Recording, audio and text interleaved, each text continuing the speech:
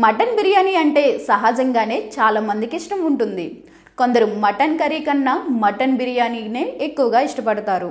ఇంకా పెళ్ళిళ్ళు ఇతర శుభకార్యాల్లోనూ కొందరు మటన్ బిర్యానీ పెడుతుంటారు. అసలు ఇదంతా ఎందుకు చెప్తున్నా అనుకుంటున్నారా?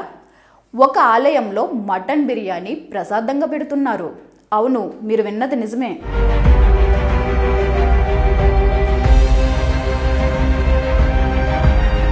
అసలు ఆ ఆలయం ఎక్కడ ఉంది, దాని విశిష్టత ఏంటో ఇప్పుడు తెలుసుకుందాం. We are celebrating this Muniyandi festival.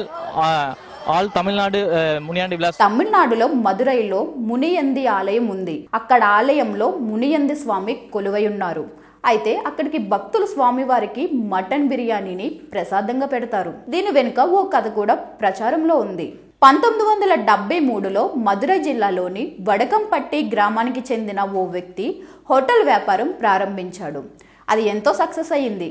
దీంతో ఎంతో సంతోషం చెందిన ఆ వ్యాపారి ఆ స్వామివారికి మటన్ బిర్యానీ వండి ప్రసాదంగా పెట్టాడు. ఈ క్రమంలోనే అప్పటి నుంచి చాలా మంది అలా మటన్ బిర్యానీ ప్రసాదంగా పెడుతూ వస్తున్నారు. ఆ ఆచారం ఇప్పటికీ అలానే వస్తుంది. ఇక ప్రతి ఏడాది అక్కడ ఉత్సవాలు నిర్వహిస్తూ ఉంటారు. అందులో ఎన్నో వేలాది మంది పాల్గొని స్వామివారికి మటన్ బిర్యానీని ప్రసాదంగా సమర్పిస్తారు. ఉత్సవాల సమయంలో దేవుడికి ప్రసాదంగా పెట్టిన బిర్యానీని భక్తులకు కూడా ప్రసాదంగా ఇస్తారు. అందుకోసం 4000 కిలోల బియ్యం, 100 మేకలు, 600 కోళ్లను ఉపయోగిస్తారు. కోళ్లతో కూర చేసి మటన్ బిర్యానీతో కలిపి పెడతారు. ఈ ఆలయంలో మటన్ బిర్యానీ ప్రసాదంగా పెడితే కోరుకున్న కోరికలు నెరవేరుతాయని, ఏ వ్యాపారం చేసినా అది సక్సెస్ అవుద్దని నమ్ముతారు.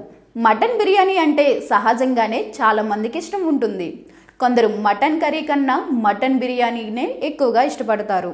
ఇంకా పెళ్ళిళ్ళు ఇతర శుభకార్యాల్లోనూ కొందరు మటన్ బిర్యానీ పెడుతుంటారు. అసలు ఇదంతా ఎందుకు చెప్తున్నా అనుకుంటున్నారా? ఒక ఆలయంలో మటన్ బిర్యానీ ప్రసాదంగా పెడుతున్నారు.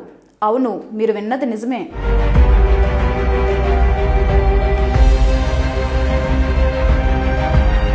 అసలు ఆ ఆలయం ఎక్కడ ఉంది, దాని విశిష్టత ఏంటో ఇప్పుడు తెలుసుకుందాం. We are celebrating this Muniyandi festival. All Tamil Nadu Muniyandi Vilas. తమిళనాడులో మదురైలో మునియంది ఆలయం ఉంది. అక్కడ ఆలయంలో మునియంది స్వామి కొలువై ఉన్నారు. అయితే అక్కడికి భక్తులు స్వామివారికి మటన్ బిర్యానీని ప్రసాదంగా పెడతారు. దీని వెనుక ఓ కథ కూడా ప్రచారంలో ఉంది. 1973లో మదురై జిల్లాలోని వడకంపట్టి గ్రామానికి చెందిన ఓ వ్యక్తి హోటల్ వ్యాపారం ప్రారంభించాడు. అది ఎంతో సక్సెస్ అయ్యింది. దీంతో ఎంతో సంతోషం చెందిన ఆ వ్యాపారి ఆ స్వామివారికి మటన్ బిర్యానీ వండి ప్రసాదంగా పెట్టాడు. ఈ క్రమంలోనే అప్పటి నుంచి చాలా మంది అలా మటన్ బిర్యానీ ప్రసాదంగా పెడుతూ వస్తున్నారు. ఆ ఆచారం ఇప్పటికీ అలానే వస్తుంది. ఇక ప్రతి ఏడాది అక్కడ ఉత్సవాలు నిర్వహిస్తూ ఉంటారు.